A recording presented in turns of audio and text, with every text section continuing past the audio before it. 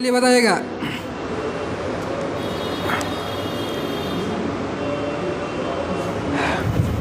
बताइएगा क्वेश्चन कि भारतीय चारागाह एवं चारा अनुसंधान संस्थान कहाँ स्थित है। भारतीय चारागाह एवं चारा अनुसंधान संस्थान कहाँ स्थित है? झांसी में। कहाँ स्थित है? झांसी में। मतलब कि भारतीय चारागाह एवं चारा अनुसंधान जो नहीं है कहाँ स्थित है? झांसी में स्थित है। ठीक है, आगे बताइएगा। राष्ट्रीय डेयरी अनुसंधान संस्थान कहाँ स्थित है? करनाल में। कहाँ स्थित है? करनाल में। राष्ट्रीय डेयरी जोन स्थित कहाँ स्थित है? करनाल में। और करनाल भारत के किस राज्य में? हरियाणा में। करनाल भारत के किस राज्य में? हरियाणा में। हरियाणा में। ठीक है, अगला बताइएगा क्वेश्चन। संविधान के किस अनुच्छेद के अंतर्गत किसी व्यक्ति के विदेश यात्रा के अधिकार को संरक्षण पड़ता है? 21। कौन सा अनुच्छेद है? 21। कौन सा अनुच्छेद है बाबू? 21। ठीक है, आगे बताइएगा। इसके बाद बताइएगा 6 से 14 वर्ष के बच्चों के लिए निःशुल्क शिक्षा किस अनुच्छेद के तहत है? 21 के कब में? कब? 21 के ए में। ठीक है, और ये कब जोड़ा गया था? 86 संविधान संशोधन 2002 में। मतलब कि 21 के ए संविधान संशोधन के तहत जोड़ा गया था तो 86। और कब जोड़ा गया था? 2002 में। कब जोड़ा गया था? 2002 में। ठीक है ना, आगे बताइएगा बाबू। सेवा के अधिकार की अवधारणा, सेवा के अधिकार के अवधारणा सर्वप्रथम किस देश में प्रारंभ हुआ था? ब्रिटेन में। किस देश में प्रारंभ हुआ था? ब्रिटेन में। मतलब कि सेवा के अधिकार की अवधारणा सर्वप्रथम किस देश में प्रारंभ हुआ था? ब्रिटेन में। ब्रिटेन में। ठीक है, इसके बाद अगला क्वेश्चन है आप लोग का, जनसंख्या नियंत्रण एवं परिवार नियोजन ये संविधान के किस सूची के अंतर्गत आती है? समवर्ती सूची के। ठीक है, मतलब कि जनसंख्या नियंत्रण परिवार नियोजन ये किस सूची के अंतर्गत आता है? समवर्ती सूची। किस सूची के अंतर्गत? समवर्ती सूची। ठीक है, आगे बताइएगा शिक्षा किस अनुसूची के तहत? समवर्ती सूची। शिक्षा की समवर्ती सूची मतलब समवर्ती सूची। आगे बताइएगा शिक्षा 1976 से पहले किस सूची के अंतर्गत आता था? राज्य सूची की। किसके अंतर्गत है? राज्य सूची के अंतर्गत। ठीक है, अभी बताइएगा वन्य जो नहीं है किस सूची के अंतर्गत आता है? समवर्ती सूची। वन्य जो नहीं है समवर्ती सूची। नापतौल समवर्ती सूची। नापतौल समवर्ती। आगे बताइएगा बैंकिंग रेल ये सब किस सूची के अंतर्गत? संघ सूची। बैंकिंग रेल ये सब किस सूची के अंतर्गत? संघ सूची। बैंकिंग रेल ये सब किस सूची के अंतर्गत? संघ सूची। इसके बाद बताइएगा कृषि जो नहीं है किस सूची के अंतर्गत आता है? राज्य सूची के अंदर। कृषि जौन राज्य सूची के अंदर। पंचायती राज राज्य सूची। पंचायती राज राज्य सूची। लोक स्वास्थ्य राज्य सूची। लोक स्वास्थ्य राज्य सूची के अंतर्गत ये सब आता है। ठीक ना, आगे बताइएगा संघ सूची, राज्य सूची, समवर्ती सूची का वर्णन यह संविधान के किस अनुसूची में है? 7वीं अनुसूची में। किस अनुसूची में? 7वीं अनुसूची। मतलब ये तीनों सूचियों का प्रावधान ये किस अनुसूची में? तो 7वीं अनुसूची में। 7वीं अनुसूची में। ठीक ना, आगे बताइएगा राज्य सरकार का कार्यकारी अधिकार अध्यक्ष या संवैधानिक प्रमुख कौन होता है? कौन होता है? नहीं, मतलब क्वेश्चन सुनिए। राज्य सरकार का कार्यकारी अध्यक्ष या संवैधानिक प्रमुख कौन सा होता है? राज्यपाल।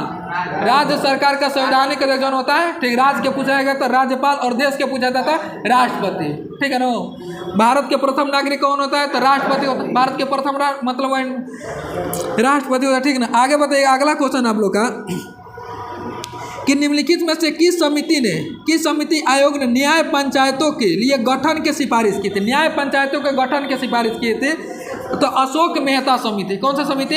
अशोक मेहता समिति। ठीक है, आगे बताइएगा अशोक जो नहीं मेहता समिति ये किससे संबंधित है? पंचायती राज से। किससे संबंधित है? पंचायती राज से। ठीक ना, आपको लोग का इसके बाद बताइएगा कि ये अशोक मेहता समिति का गठन कब हुआ था? 1977। 1977 मतलब कि अशोक मेहता समिति का स्थापना कब हुआ था?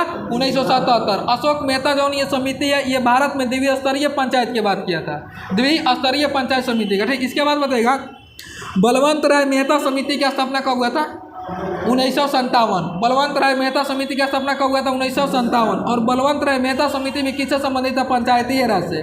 किससे संबंधित है? पंचायती राज से। ठीक ना, पंचायती राज से। आगे बताइएगा संविधान के किस अनुच्छेद के तहत पंचायती राज का गठन किया जाता है? अनुच्छेद 40 के तहत। किस अनुच्छेद के तहत? 40 के तहत। मतलब कि संविधान के किस अनुच्छेद के तहत पंचायती राज का गठन किया जाता है? अनुच्छेद 40 के तहत। ठीक ना, अगला क्वेश्चन आप लोग का इसके बाद बताइएगा प्रमुख मतलब जैन धर्म के 22वें तीर्थंकर अरिष्टनेमी का प्रतीक चिन्ह क्या था? संघ था। प्रतीक चिन्ह क्या था बाबू? संघ था। मतलब कि जैन धर्म के 22वें तीर्थंकर अरिष्टनेमी के प्रतीक चिन्ह क्या था? संघ था। अरिष्टनेमी का प्रतीक चिन्ह क्या था? संघ था। ठीक ना, अगला क्वेश्चन आप लोग का शंख। ठीक ना, शंख था।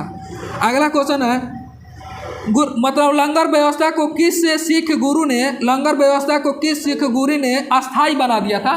तो गुरु अंगद। मतलब लंगर व्यवस्था को किस सिख गुरु ने अस्थाई बना दिया था? ठीक है, कौन सा मतलब गुरु था? अंगद था। बताइएगा सिख के प्रथम गुरु कौन थे? गुरु नानक थे। मतलब सिख के प्रथम गुरु कौन थे? गुरु नानक थे, ठीक है ना। चाहे सिख धर्म का स्थापना किसने किया था? तो गुरु नानक। और सिख धर्म के अंतिम गुरु कौन थे? गुरु गोविंद सिंह। कौन थे सिख धर्म का अंतिम गुरु? कौन थे? गुरु गोविंद सिंह थे। गुरु गोविंद सिंह थे। आगे बताइएगा किन सिख गुरुओं का हत्या मुगल वंश के द्वारा किया गया था? तेग बहादुर और अर्जुन देव। तेग बहादुर और अर्जुन देव। तेग बहादुर और ये अर्जुन देव। बताइएगा अर्जुन देव ये किस क्रम के गुरु थे? पांचवे थे। किस क्रम के थे? पांचवे। और गुरु तेग बहादुर कौन थे? नौवे थे। गुरु तेग बहादुर कौन थे? नौवे सिख गुरु थे। और अर्जुन देव कौन थे? पांचवे। अर्जुन देव कौन थे? पांचवे, ठीक ना। इसके बाद अगला क्वेश्चन आप लोग का कि निम्नलिखित गवर्नर जनरल में से किसने राजकीय कोषागार को मुर्शिदाबाद से हटाकर कलकत्ता लाया था? मतलब अपना राजधानी राजकीय कोषागार मुर्शिदाबाद से हटाकर कोलकाता लाया था। तो वारेन हेस्टिंग्स। कौन था? Warren Hastings. कौन था बाबू? वारेन हेस्टिंग्स था। वारेन हेस्टिंग्स था, ठीक ना। इसके बाद बताइएगा विधवा पुनर्विवाह अधिनियम ये किसके शासनकाल में पारित हुआ था? लॉर्ड में बताना है। लॉर्ड काइनिंग। किसके शासनकाल में? लॉर्ड काइनिंग। मतलब विधवा पुनर्विवाह अधिनियम किसके शासनकाल में? तो लॉर्ड काइनिंग के शासनकाल में। किसके शासनकाल में? लॉर्ड काइनिंग के शासनकाल में हुआ था, ठीक ना। आगे बताइएगा सती प्रथा पर प्रतिबंध किस गवर्नर जनरल के शासनकाल में? Lord William Bentinck. Lord William Bentinck. मतलब सती प्रथा के, ठीक है। इसके बाद बताइएगा दास प्रथा पर किसके साथ? लॉर्ड एलिनबरो। लॉर्ड एलिनबरो। लॉर्ड एलिनबरो, ठीक है। तब विधवा पुनर्विवाह अधिनियम 1856, सती प्रथा 1829, सती प्रथा 1829, ठीक है। और दास प्रथा 1843, दास प्रथा 1843 और ठगी प्रथा 1830। ठगी प्रथा कब? 1830 में, ठीक ना। अगला क्वेश्चन है इसके बाद बताइएगा पहली बार स्वराज शब्द का प्रयोग ये कब किया गया था? ऑप्शन सुना है 1896, 1907, 1911, 1906। 1906 में। मतलब पहली बार स्वराज शब्द का प्रयोग कब किया गया था? 1906 में। 1906 में। और किसके द्वारा? तो दादा भाई नौरोजी के द्वारा। किसके द्वारा? दादा भाई नौरोजी के। तो पहली बार स्वराज शब्द का प्रयोग 1906 में किया गया था। किसके द्वारा? दादा भाई नौरोजी के द्वारा, ठीक है। इसके बाद बताइएगा बाबू बंगाल विभाजन कब हुआ था? और बंगाल विभाजन रद्द कब हुआ था? 1911 में। बंगाल विभाजन कब हुआ था? 1905 में। रद्द कब हुआ था? रद्द कब हुआ था? आगे बताइएगा इसके बाद बताइएगा गरम दल और ये नरम दल ये किस अधिवेशन में बढ़ गया था? 1907। 1907 में जो अधिवेशन कहाँ हुआ था? सूरत में। अधिवेशन कहाँ हुआ था? सूरत में। इस सूरत अधिवेशन की अध्यक्षता किसने किया था? रास बिहारी घोष। किसने किया था? रास बिहारी घोष। सूरत अधिवेशन की अध्यक्षता किसने किया था? रास बिहारी घोष। रास बिहारी घोष, ठीक ना। इसके बाद अगला बताइए। अगला क्वेश्चन है कि आर्थिक सहयोग और ये विकास संगठन का मुख्यालय कहाँ स्थित है? ऑप्शन बोल रहे हैं जेनेवा, वियना, पेरिस और ये न्यूयॉर्क। कहाँ स्थित है? पेरिस में। कहाँ स्थित है? पेरिस में। मतलब कि आर्थिक सहयोग और विकास संगठन का मुख्यालय कहाँ स्थित है? पेरिस में। कहाँ स्थित है? पेरिस में, ठीक ना। आगे बताइएगा 49वीं समानांतर रेखा ये किन दो देशों के बीच है? यूएसए और कनाडा। यूएसए और कनाडा। मतलब कि 49वीं समानांतर जो ये रेखा ये किन दो देशों के बीच है? यूएसए और कनाडा। यूएसए और कनाडा, ठीक है। आगे बताइएगा निम्नलिखित में से कौन मूल राशि नहीं है? निम्नलिखित में से कौन सा मूल राशि नहीं है? ताप, द्रव्यमान, ज्योति तीव्रता और ये आयतन। कौन सा है? आयतन। कौन सा? ये आयतन जो है ये मूल राशि नहीं है, ठीक है। अगला क्वेश्चन आप लोग का कि सैयद वंश के संस्थापक कौन थे? खिज रेखा थे। सैयद वंश के संस्थापक कौन थे? खिज रेखा, ठीक। इसके बाद बताइएगा सैयद वंश के किस शासक ने रायत अल्लाह की उपाधि धारण किया था? खिज रेखा। रायत अल्लाह की उपाधि किसने धारण किया था? खिज रेखा। रायत अल्लाह की उपाधि किसने धारण किया था? खिज रेखा। आगे बताइएगा बाबू लोधी वंश के संस्थापक कौन थे? बहलो लोधी। लोधी वंश के संस्थापक कौन थे? बहलो लोधी। लोधी वंश के संस्थापक कौन थे? बहलो लोधी, ठीक है। आगे बताइएगा आगरा शहर की स्थापना किसने किया था? सिकंदर लोधी। आगरा शहर की स्थापना किसने किया था? सिकंदर लोधी। और कब? 1504 में। मतलब कि आगरा शहर की स्थापना सिकंदर लोधी किया था। कब किया था? 1504 में। कब किया था? 1504 में, ठीक है। आगे बताइएगा, ठीक है ना। इसके बाद बताइएगा आगे बताइएगा मुसलमानों को ताजिया निकालने और मुस्लिम महिलाओं को मजार पर जाने से प्रतिबंध किसने लगाया था? सिकंदर लोधी। मतलब मुसलमानों को ताजिया निकालने पर प्रतिबंध, ठीक है। और मुस्लिम महिलाओं को मजार पर जाने से प्रतिबंध जो नहीं लगाया था किसने लगाया था? सिकंदर लोधी, ठीक है। सिकंदर लोधी था। आगे बताइएगा गुलरुखी शीर्षक, ठीक है, ये कविता की रचना किसने किया था? सिकंदर लोधी। मतलब गुलरुखी शीर्षक कविता के जो ये रचना किया था किसने किया था? सिकंदर लोधी। किसने किया था? सिकंदर लोधी, ठीक है। सिकंदर लोधी। इसके बाद बताइएगा सल्तनत काल के अंतर्राष्ट्रीय बंदरगाह कौन था? संतुलन काल के अंतर्राष्ट्रीय जो ये बंदरगाह कौन था बाबू? संतुलन काल के वो हड़प्पा सभ्यता के लोग था। यह संतुलन काल के अंतर्राष्ट्रीय बंदरगाह देवल कौन था? देवल था। मतलब कि संतुलन काल के अंतर्राष्ट्रीय जो ये बंदरगाह कौन था बाबू? देवल था। हड़प्पा सभ्यता पूछेगा, लोथल होगा, सुतकोटला होगा, ये सब होगा, ठीक ना। अगला क्वेश्चन आप लोग का कि विजयनगर साम्राज्य के संस्थापक कौन थे? हरिहर एवं बुक्का। मतलब विजयनगर साम्राज्य के संस्थापक कौन थे? हरिहर एवं बुक्का। और विजयनगर साम्राज्य की स्थापना कब हुआ था? 1336 ईस्वी। 1336 ईस्वी। मतलब विजयनगर साम्राज्य की स्थापना हरिहर और बुक्का किया था।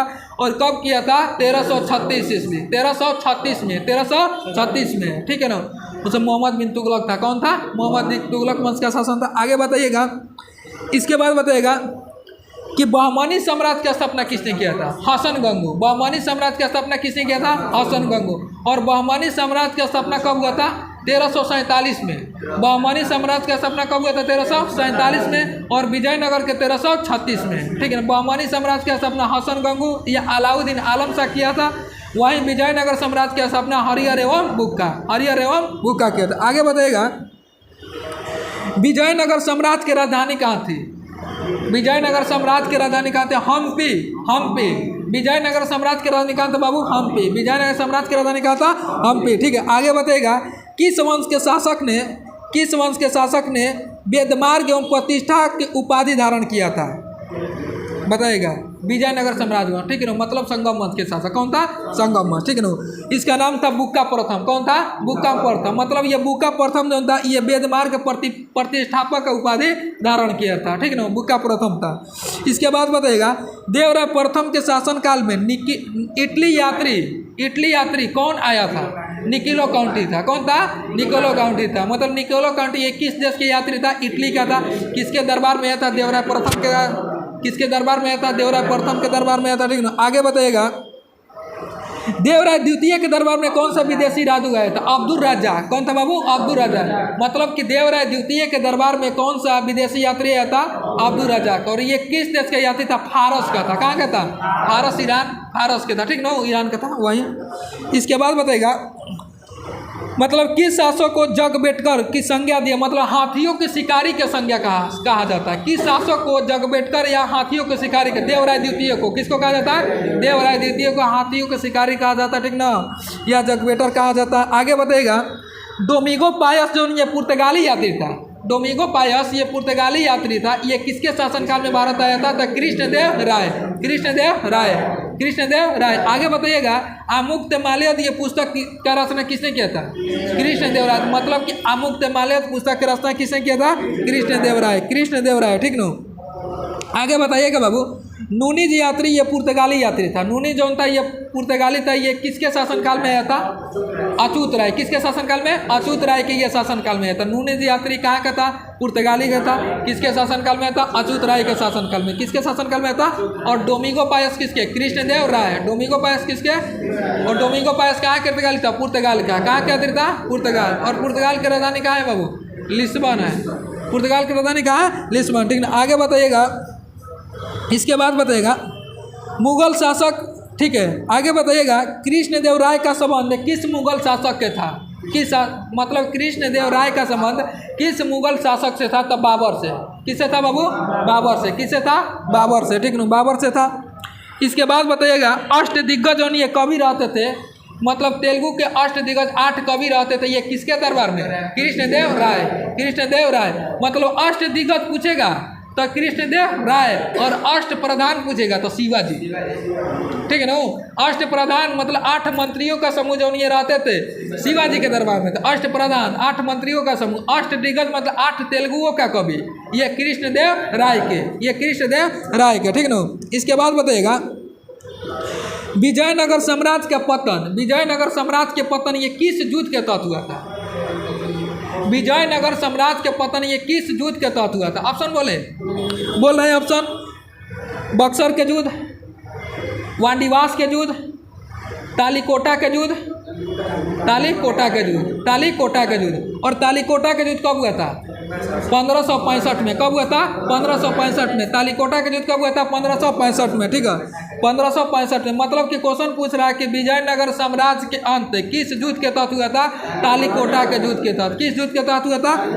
तालीकोटा युद्ध के तहत, तालीकोटा युद्ध के तहत, ठीक ना। इसके बाद फ्रेंड्स आगे बताइएगा, आगे बताइएगा भूटान से, ठीक है ना, भूटान से भारतीय राज्य कितना भारतीय राज्य सीमा स्पर्श करता है? 4 गो। तो भूटान से कितना राज्य मतलब? 4 गो, ठीक है। आगे बताइएगा भूटान से स्थलीय सीमा की लंबाई कितना है? भूटान से स्थलीय सीमा का 600 कितना है? 99। 600 कितना है? 699। 600 कितना है? 99 है, ठीक है, 699। आगे बताइएगा बाबू, इसके बाद बताइएगा ये कर्क रेखा को 2 बार काटने वाली नदी कौन सी है? माही नदी है। कर्क रेखा के 2 बार काटने वाली नदी कौन सी है? माही नदी है, माही नदी। इसके बाद बताइएगा दामोदर नदी, दामोदर नदी ये कहाँ से निकलती है? छोटा नागपुर के पठार से। कहाँ से निकलती है? छोटा नागपुर के पठार। दामोदर नदी कहाँ से निकलती है? छोटा नागपुर के पठार से, ठीक है। इसके बाद बताइएगा अंडमान निकोबार द्वीप समूह की सबसे ऊंची चोटी कौन है? Sandal peak. कौन सी है? Sandal peak. आगे बताइएगा अंडमान निकोबार द्वीप समूह की दूसरी सबसे ऊंची चोटी माउंट थुलियर। कौन सी है? Mount Thuillier. और माउंट थुलियर किस द्वीप पर स्थित है? ग्रेट निकोबार। किस द्वीप पर स्थित है? ग्रेट निकोबार द्वीप पर। किस द्वीप पर स्थित है? ग्रेट निकोबार। आगे बताइएगा ग्रेट निकोबार के दक्षिणतम द्वीप कौन सा है? तो ग्रेट निको मतलब अंडमान निकोबार द्वीप समूह का दक्षिणतम द्वीप ग्रेट निकोबार। और कितना डिग्री उत्तरी अक्षांश पर? 6 degree. 6 degree 4 minute. 6 degree 4 minute. 6 degree 4 minute. इसके बाद बताइएगा भारत के सबसे उत्तरी बिंदु कौन सी है? इंदिरा कोट। आगे बताइएगा अमरावती, मूसी, पंचगंगा। पंचगंगा ये किसकी सहायक नदी है? कृष्णा के सहायक नदी है। किसकी सहायक नदी है? कृष्णा के। आगे बताइएगा बैनगंगा, पैनगंगा किसकी सहायक नदी है? गोदावरी के। बैनगंगा, पैनगंगा, ठीक है। और पंचगंगा, दूधगंगा तो कृष्णा के। पंचगंगा, दूधगंगा कृष्णा के। और बैनगंगा, पैनगंगा गोदावरी के, ठीक ना, गोदावरी के। आगे बताइएगा कृष्णा नदी कहाँ से निकलती है? महाबलेश्वर से। कहाँ से निकलती है? महाबलेश्वर से। और कृष्णा नदी कहाँ गिरती है? बंगाल के खाड़ी में। बंगाल के खाड़ी में। बंगाल के खाड़ी में, ठीक ना। इसके बाद बताइएगा अगला क्वेश्चन आप लोग का भारत में किस क्षेत्र में अत्यधिक असिंचित खेती की जाती है? ऑप्शन बने गंगा का मैदान, कोरोमंडल क्षेत्र, दक्कन के पठार। दक्कन के पठार, दक्कन के पठार, दक्कन के पठार में, ठीक है ना। अगला क्वेश्चन आप लोग का, अगला क्वेश्चन है जीएसटी ये किस प्रकार का कर है? अप्रत्यक्ष कर। जीएसटी किस प्रकार कर है? अप्रत्यक्ष कर। भारत में जीएसटी कब लागू होता है? 1 जुलाई 2017। 1 जुलाई 2017 जीएसटी दिवस कब मनाया जाता है? तो 1 जुलाई को। जीएसटी दिवस कब मनाया जाता है? 1 जुलाई को। जीएसटी का जीएसटी परिषद का अध्यक्ष कौन होता है? वित्त मंत्री। कौन होता है? वित्त मंत्री। जीएसटी परिषद का अध्यक्ष कौन होता है? वित्त मंत्री। वित्त मंत्री, ठीक है ना। और कैसा कर है? तो अप्रत्यक्ष कर है। कैसा कर है? अप्रत्यक्ष कर है, ठीक ना। इसके बाद आगे अगला क्वेश्चन है सार्वजनिक क्षेत्र में विनिवेश को क्या कहते हैं? सार्वजनिक क्षेत्र में विनिवेश को क्या कहते हैं? तो निजीकरण। क्या कहते हैं? निजीकरण। मतलब सार्वजनिक क्षेत्र में विनिवेश को क्या कहते हैं? निजीकरण कहते हैं। निजीकरण, ठीक है ना। इसके बाद बताइएगा क्योटो प्रोटोकॉल ये कब हुआ था? 1997 में। क्योटो प्रोटोकॉल कब हुआ था? 1997 में, ठीक है। आगे बताइएगा सिमलीपाल ये राष्ट्रीय उद्यान भारत के किस राज्य में? उड़ीसा में। सिमलीपाल राष्ट्रीय उद्यान भारत के किस राज्य में? उड़ीसा में। कहाँ स्थित है? उड़ीसा में। गिर राष्ट्रीय उद्यान, गिर राष्ट्रीय उद्यान गुजरात में। गिर राष्ट्रीय उद्यान। आगे बताए नल सरोवर। नल सरोवर भी कहाँ स्थित है? गुजरात में। नल सरोवर भी कहाँ स्थित है? गुजरात। कच्छ के रण गुजरात। कच्छ रण कहाँ स्थित है? और सरिस्का अभ्यारण्य राजस्थान। सरिस्का अभ्यारण्य राजस्थान। केवलादेव राजस्थान। केवलादेव राजस्थान। केवलादेव राजस्थान, ठीक ना, याद रखिए। इसके बाद मुकुंदरा हिल्स कहाँ स्थित है? मुकुंदरा हिल्स वन्य जीव अभ्यारण्य, ये भी राजस्थान में। कहाँ स्थित है? राजस्थान, मुकुंदरा हिल्स पे, ठीक है। इसके बाद बताइएगा जिम कार्बेट उत्तराखंड में। जिम कार्बेट कहाँ स्थित है? उत्तराखंड में। जिम कार्बेट उत्तराखंड में, ठीक है। भारत का पहला राष्ट्रीय उद्यान कौन सा है? Jim Corbett. कौन सा है? जिम कार्बेट, ठीक है। आगे बताइएगा अगला क्वेश्चन है सत्य फल किससे विकसित होता था? अंडाशय से। सत्य फल किससे विकसित होता है? तो अंडाशय से। किससे विकसित होता है? अंडाशय से, ठीक नो। अगला क्वेश्चन है कि कॉड लिवर में कौन सा विटामिन संचित रहता है? Vitamin D. कौन सा विटामिन? डी। कौन सा विटामिन? डी, ठीक है। विटामिन का खोज किसने किया था? फंक किया था। किसने किया था? फंक। किसने किया था? फंक किया था। विटामिन डी के खोज किसने किया था? विटामिन डी के खोज किसने? हॉपकिंस। किसने किया था? हॉपकिंस। विटामिन डी के खोज किसने किया था? हॉपकिंस किया था। और विटामिन सी के खोज होलकर। विटामिन सी की खोज किसने किया था? फोलकट। और विटामिन डी का हॉपकिंस किया था। और विटामिन की खोज फंक। विटामिन की खोज किसने किया था? फंक किया था। विटामिन की खोज फंक। ठीक है, आगे बताइएगा, अगला क्वेश्चन है आप लोग का कि निम्न में से किस प्रोटीन का कारखाना कहा जाता है? राइबोसोम के। प्रोटीन का कारखाना किसके कहा जाता है? राइबोसोम के। मतलब प्रोटीन का कारखाना किसको कहा जाता है? राइबोसोम के। राइबोसोम कितने प्रकार के? 2 प्रकार के। कौन कौन? 70S और 80S। प्रोकैरियोटिक कोशिका में कौन सा राइबोसोम? 70S। और यूकेरियोटिक कोशिका में 80S। यूकेरियोटिक कोशिका में 80S। ठीक ना। इसके बाद बताइएगा, निम्नलिखित में से कौन सा संयोजित भूमिगत दाना का एक उदाहरण है? आलू। कौन सा है बाबू? आलू। कौन सा है? आलू। ठीक ना। आगे बताइएगा, अगला क्वेश्चन आप लोग का है, भारत के राष्ट्रपति पर महाभियोग की कैसी प्रक्रिया है? अर्ध न्यायिक प्रक्रिया। राष्ट्रपति पर महाभियोग के जो नियम है, कौन सी प्रक्रिया? अर्ध न्यायिक प्रक्रिया। और राष्ट्रपति पर यह महाभियोग लगाया जाता है किस अनुच्छेद के तहत? 61 के तहत। किस अनुच्छेद के तहत? और महाभियोग की प्रक्रिया किस देश के संविधान से? अमेरिका के संविधान से। अमेरिका के संविधान से। किस देश के संविधान से? अमेरिका के संविधान। आगे बताइएगा कि पंचायत चुनाव कराने हेतु निर्णय किसके द्वारा लिया जाता है? ऑप्शन बोल रहे हैं कि उच्च न्यायालय, चुनाव आयोग, राज्य सरकार, केंद्र सरकार। राज्य सरकार द्वारा। किसके द्वारा? राज्य। मतलब कि पंचायत चुनाव कराने हेतु निर्णय किसके द्वारा लिया जाता है? राज्य सरकार द्वारा। किसके द्वारा? राज्य सरकार। आगे बताइएगा, कुरु महाजनपद की राजधानी कहाँ था? इंद्रप्रस्थ। इंद्रप्रस्थ। कुरु महाजनपद की राजधानी इंद्रप्रस्थ। कुरु महाजनपद की राजधानी इंद्रप्रस्थ। ठीक, आगे बताइएगा, भगवान बुद्ध के गृह त्याग का प्रतीक चिन्ह क्या था? घोड़ा था। भगवान बुद्ध के गृह त्याग का प्रतीक चिन्ह क्या था? आगे बताइएगा, बौद्धों के रामायण ये किस पुस्तक को कहा जाता है? बुद्ध चरित्र का। बुद्ध चरित्र के लेखक कौन है? अश्वघोष। कौन सा है? अश्वघोष। कौन सा है बाबू? अश्वघोष। आगे बताइएगा, अश्वघोष ये किस बौद्ध संगीति के उपाध्यक्ष थे? चतुर्थ है। और चतुर्थ बौद्ध संगीति के अध्यक्षता कौन किए थे? वासुमित्र। कौन किया था? वासुमित्र। कौन किया था बाबू? वासुमित्र। ठीक है, और कितना बौद्ध संगीत हुआ है? 4 गो। कितना बौद्ध संगीत हुआ है? 4 गो। शुद्ध पिटक और विनय पिटक की रचना किस बौद्ध संगीत के दौरान? पहला। और अभिधम पिटक है तीसरा। अभिधम पिटक है तीसरा। अभिधम पिटक है तीसरा। ठीक, और महायान और यही न्यास चौथा है। महायान और यही नंबर गया था चौथा बौद्ध संगीति के दौरान। ठीक है ना। इसके बाद अगला क्वेश्चन है कि गढ़वाल वंश के संस्थापक कौन थे? चंद्रदेव थे। कौन थे? चंद्रदेव। मतलब कि गढ़वाल वंश के संस्थापक कौन थे? चंद्रदेव थे। गढ़वाल वंश के संस्थापक चंद्रदेव थे। आगे बताइए, दीवान खैरात विवाह का सपना किसने किया था? फिरोज शाह तुगलक। मतलब कि दीवान खैरात विवाह का सपना फिरोज शाह तुगलक। फिरोज शाह तुगलक। ठीक नो।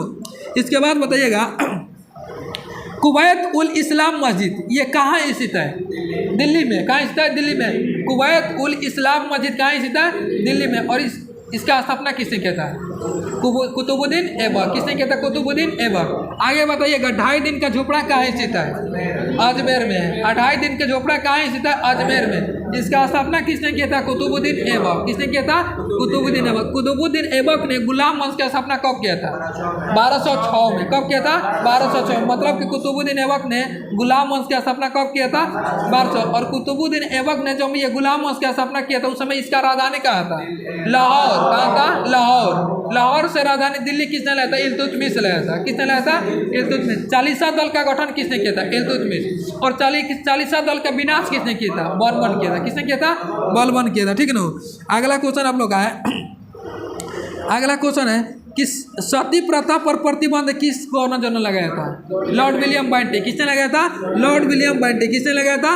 लॉर्ड। आगे बताइएगा, भारतीय राष्ट्रीय कांग्रेस के प्रथम मुस्लिम अध्यक्ष कौन थे? भारतीय राष्ट्रीय कांग्रेस के प्रथम मुस्लिम बदरुद्दीन तैयबजी। कौन थे? बदरुद्दीन कौन थे? तैयबजी। बदरुद्दीन कौन थे? तैयबजी। आगे बताइएगा, भारतीय राष्ट्रीय कांग्रेस के प्रथम अंग्रेजी अध्यक्ष कौन थे? George Yule. कौन थे? George Yule. मतलब प्रथम अंग्रेजी ब्रिटिश अध्यक्ष कौन थे? तो जॉर्ज यूले थे। प्रथम ब्रिटिश अध्यक्ष कौन थे? और भारतीय राष्ट्रीय कांग्रेस की स्थापना कब हुआ था? 1885 में। स्थापना कब हुआ था? 1800। स्थापना किसने किया था? एओ ह्यूम। एओ ह्यूम। एओ ह्यूम को शिमला के सन्यासी के नाम से जाना जाता है। एओ ह्यूम को शिमला के सन्यासी के नाम से जाना जाता है। एओ ह्यूम को शिमला के सन्यासी के नाम से। आगे बताइएगा, भारतीय राष्ट्रीय कांग्रेस की स्थापना के समय, ठीक है, गवर्नर जनरल कौन थे? लॉर्ड डॉफरिन। कौन थे? भारतीय राष्ट्रीय कांग्रेस की स्थापना के समय, ठीक है, कौन थे? लॉर्ड डॉफरिन। कौन थे बाबू? लॉर्ड डॉफरिन। ठीक है, लॉर्ड डॉफरिन थे। लॉर्ड इरविन जम थे, ये 26 से 31 तक। लॉर्ड इरविन जो थे ये 26 से कब तक थे? 31 तक। और लॉर्ड डॉफरिन का शासनकाल 85 से 88 तक। 85 से कितना? 88 तक। तो भारतीय राष्ट्रीय कांग्रेस का स्थापना 1885 में हुआ है। 28 दिसंबर 1885 का हुआ है। तो लॉर्ड डॉफरिन था। कौन था बाबू? लॉर्ड डॉफरिन। और स्थापना किसने किया था? एवो ह्यूम। स्थापना किसने किया था? एवो ह्यूम। ठीक है, एवो ह्यूम किया था। ठीक ना। अगला क्वेश्चन बताइए, अगला क्वेश्चन, पूना सार्वजनिक सभा के संस्थापक कौन थे? पूना सार्वजनिक सभा के संस्थापक कौन थे? एमजी रनाडे। कौन थे बाबू? एमजी रनाडे। मतलब कि पूना सार्वजनिक सभा के संस्थापक कौन थे? एमजी रनाडे थे। एमजी रनाडे। ठीक है, आगे बताइएगा। इसके बाद अगला क्वेश्चन, इनाम कमीशन की स्थापना किस गवर्नर जनरल के समय में हुआ था? मतलब इनाम कमीशन की स्थापना 1852 में हुआ था। कब हुआ था? 1852 में। बता दिए कि इनाम कमीशन की स्थापना 1852 में हुआ था। उस समय भारत के गवर्नर जनरल कौन थे? ऑप्शन बोल रहे हैं, Lord Wellesley, Lord Cornwallis, Lord Hastings, Lord Dalhousie. Lord Dalhousie. कौन थे? लॉर्ड डलहौजी। इसलिए कि लॉर्ड डलहौजी का शासनकाल 1848 से लेकर 56 तक था। 1848 से 56 तक था। ठीक है, आपको पता है कि भारतीय रेलवे का जनक किसको कहा जाता है? लॉर्ड डलहौजी को कहा जाता है। ठीक है, भारत में रेल का परिचालन कब हुआ था? 1853, 16 अप्रैल 1853 में हुआ था। कहाँ से कहाँ तक चला था? मुंबई से थाने। मुंबई से थाने कितना किलोमीटर? 34 किलोमीटर। कितना किलोमीटर? 34 किलो। विश्व में रेल किस देश में चला था? ब्रिटेन में। कब चला था? 1825 में। कब चला था? आगे बताइएगा, भारत में बजट प्रणाली का संस्थापक किसको कहा जाता है? James Wilson. James Wilson. किसको कहा जाता है? James Wilson. और भारत में बजट सर्वप्रथम कब पेश हुआ था? 1860। कब पेश हुआ था? 1860 में। ठीक है, और भारत में पहली बार आयकर के चर्चा कब किया गया था? 1860 में। कब किया गया था? 1860 में। ठीक है, आगे बताइएगा, रेल बजट को आम बजट से कब अलग कर दिया गया था? 1924-25 में। कब अलग कर दिया गया था? 1924। और किस समिति के तहत? एकवर्थ कमेटी। किस कमेटी के तहत? एकवर्थ कमेटी। ठीक है, आगे बताइए, रेल बजट को आम बजट कब मिला दिया गया था? 2017 में। किस समिति के तहत? विवेक देवराय समिति। किस समिति के तहत? विवेक देवराय समिति। किस समिति के तहत? आगे बताइए, विश्व में भारत के रेलवे का स्थान कितना क्रम पर है? 14 पर। और एशिया में? और नियोक्ता के दृष्टि से? नियोक्ता की दृष्टि से? नियोक्ता की दृष्टि से पहला। ठीक ना। चलिए बंद कर देते हैं। बंद कर दीजिए आज के रिवाइज। हाँ, बंद कर दीजिए।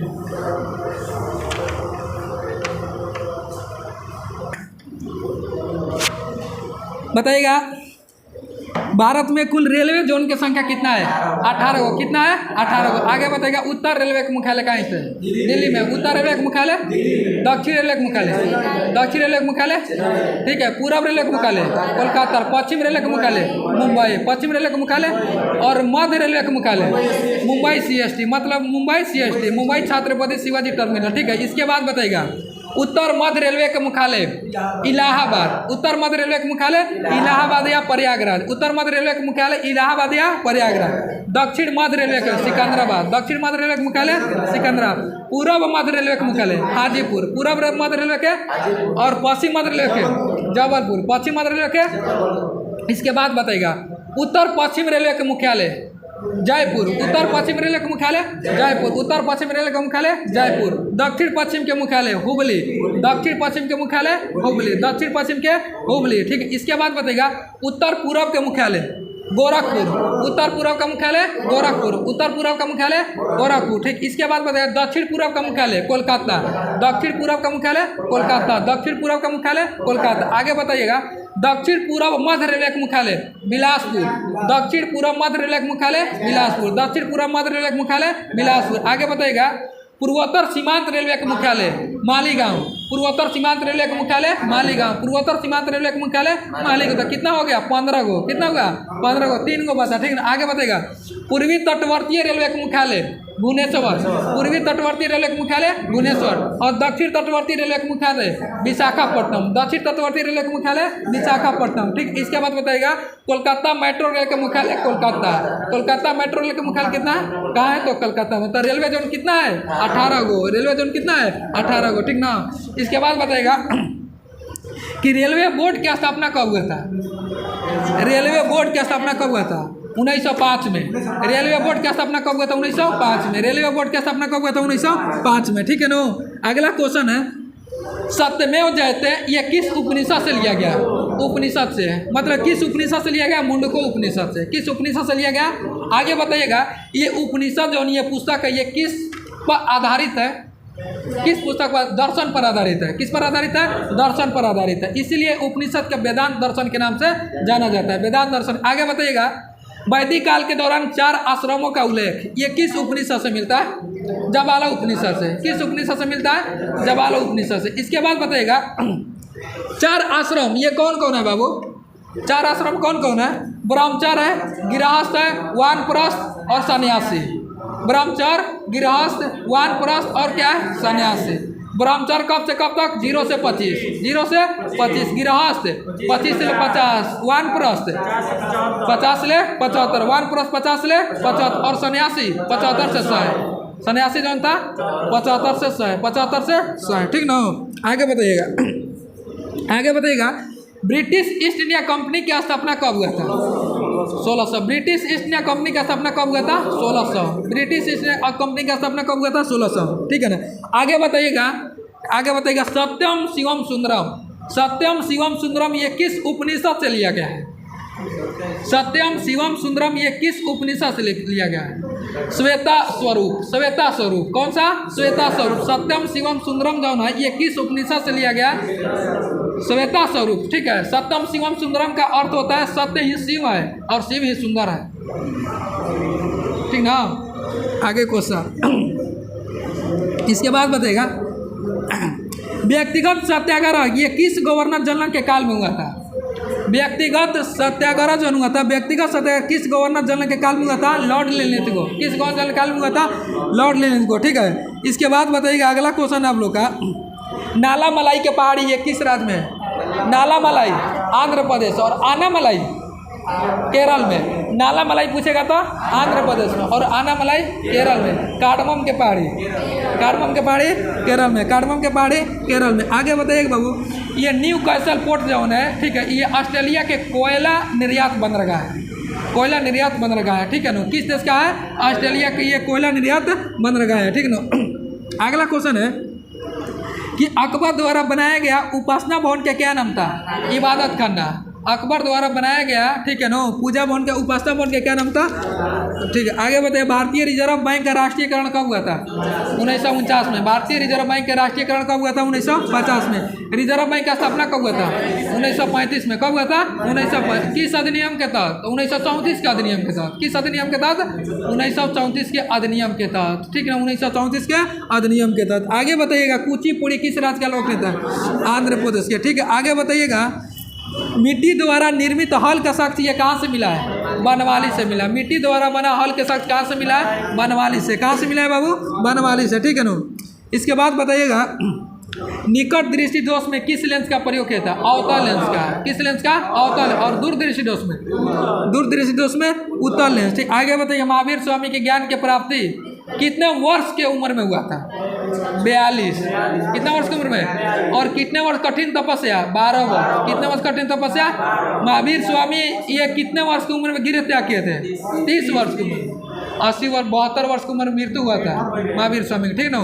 और महात्मा बुद्ध की मृत्यु जन हुआ था 80 वर्ष के अवस्था में। महात्मा बुद्ध के 80 वर्ष के और ये महावीर स्वामी के 72। महावीर स्वामी के 72, ठीक ना। आगे बताइएगा दशवंत ये बसावन ये किसके दरबार के चित्रकार थे? अकबर के। दशवंत ये बसावन किसके दरबार के चित्रकार थे बाबू? अकबर के। किसके दरबार के चित्रकार थे? अकबर के, ठीक ना। अकबर के थे। आगे बताइए एक धन जो आसानी से विदेश से आता है लेकिन आसानी से, हॉट मनी क्या कहलाता है? हॉट मनी कहलाता है। क्या कहलाता है? Hot money. आगे बताइए भारत छोड़ो आंदोलन कब हुआ था? 1942 में। कब हुआ था? 1942 में। भारत छोड़ो आंदोलन कब हुआ था? आगे बताइए गांधी इरविन समझौता कब हुआ था? 1931 में। गांधी इरविन समझौता कब हुआ था? और किसके किसके बीच? गांधी और इरविन के बीच। गांधी और इरविन के बीच। किसके किसके बीच? गांधी और इरविन के बीच। आगे बताइएगा पूना समझौता किसके किसके बीच हुआ था? पूना समझौता भीमराव अम्बेडकर और महात्मा गांधी। भीमराव अम्बेडकर और महात्मा गांधी। पूना समझौता कब हुआ था? 24 सितंबर 1932। 24 सितंबर 1932, ठीक ना। इसके बाद बताइए चौरी चौरा कांडा कब हुआ था? 5 फरवरी 1922। 5 फरवरी 1922। असहयोग आंदोलन कब हुआ था? असहयोग आंदोलन कब हुआ था? 1920 में। कब हुआ था? 1920 में। 1 अगस्त 1920 को। और कब वापस लिया गया था? 5 फरवरी 1922 को। 5 फरवरी 1922 को, ठीक ना। इसके बाद अगला क्वेश्चन आज़ाद हिंद फौज के साथ सुभाष चंद्र बोस ने सिंगापुर में स्वतंत्र भारत की अस्थायी सरकार का गठन कब किया था? 1943 में। अस्थायी सरकार के गठन सिंगापुर में सुभाष चंद्र बोस कब किए थे? तो 21 से, ठीक है, मतलब कब किए थे? 21 अक्टूबर 1943, 21 अक्टूबर 1943, ठीक है ना। अस्थायी सरकार का गठन कौन किए थे? सिंगापुर में सुभाष चंद्र बोस, सुभाष चंद्र बोस, ठीक। आगे बताइएगा, भारत में पहली बार केंद्र सरकार के विरुद्ध लोकसभा में अविश्वास प्रस्ताव कब लाया गया था? 1963 में। कब लाया गया था? 1963 में। कब लाया गया था? 1963 में।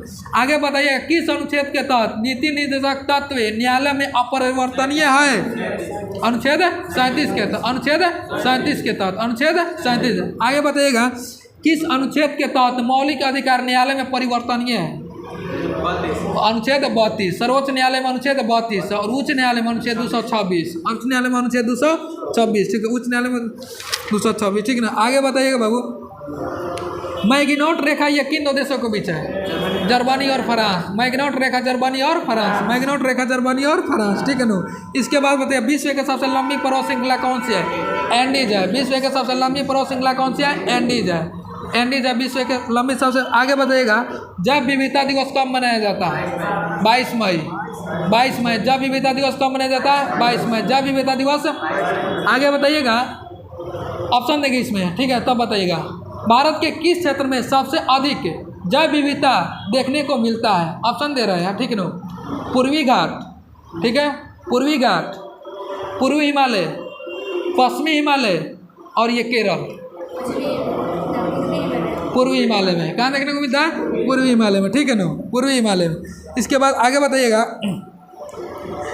निम्नलिखित में से, सुनिएगा क्वेश्चन, निम्नलिखित में से कौन सा प्रसिद्ध है? ठीक है, कौन सा प्रसिद्ध जोन है? ये अपने जैव विविधता या हॉट स्पॉट के लिए प्रसिद्ध है, जैव विविधता के लिए प्रसिद्ध है। ऑप्शन सुनिएगा, सुंदरबन, थार रेगिस्तान, लद्दाख और पश्चिम घाट। पश्चिमी घाट, ठीक है ना, पश्चिमी घाट। तो भारत के 3 गो स्थल ये जैव विविधता के लिए प्रसिद्ध है, बताएं कि नहीं बताएं? पश्चिमी घाट, पूर्वी हिमालय, अंडमान निकोबार। पश्चिमी घाट, पूर्वी हिमालय और अंडमान निकोबार, ठीक है ना। आगे बताइएगा, यह पूर्वी हिमालय में जो नहीं है वर्षा, सबसे अधिक वर्षा होता है ये किस मानसून से? किस दक्षिण पश्चिम मानसून से। किस मानसून से? दक्षिण पश्चिम मानसून से। और पश्चिमी हिमालय में जो नहीं है वर्षा किस मानसून से? पश्चिमी विक्षोभ से। किससे? पश्चिमी विक्षोभ से, पश्चिमी विक्षोभ से। और पश्चिमी विक्षोभ की उत्पत्ति कहाँ से होती है? भूमध्य सागर से। कहाँ होती है? भूमध्य सागर से, भूमध्य सागर, ठीक है, भूमध्य सागर से, भूमध्य रेखा से नहीं, भूमध्य सागर से, ठीक ना, याद रखिएगा। इसके बाद बताइएगा, दक्षिण पश्चिम की उत्पत्ति कहाँ से होती है? हिंद महासागर से। कहाँ होती है? हिंद महासागर से। कहाँ से होती है? हिंद महासागर, ठीक है ना। आगे जो ये प्रैक्टिस सेट है कल 18 है, कौन है? 18 है, ठीक है, 18, ठीक है ना। प्रैक्टिस सेट कितना है? 18 कल है।